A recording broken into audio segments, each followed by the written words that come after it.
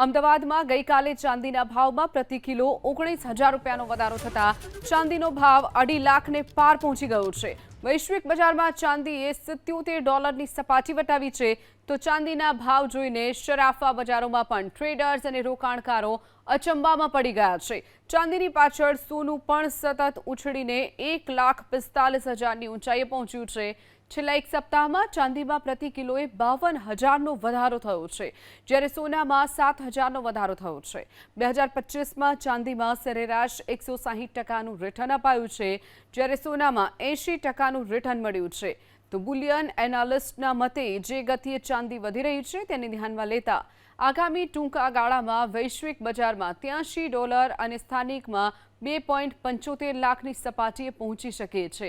જોકે જાણકારોએ ચેતવણી આપી રહ્યા છે કે નવા રોકાણકારોએ ખરીદીથી દૂર રહેવું, ભાવમાં ગમે ત્યારે કરેક્શન સંભવ છે। તો ચાંદીમાં જે ગતિએ તેજી જોવા મળી રહી છે તેમાં કરેક્શન ગમે તે સમયે થઈ શકે છે।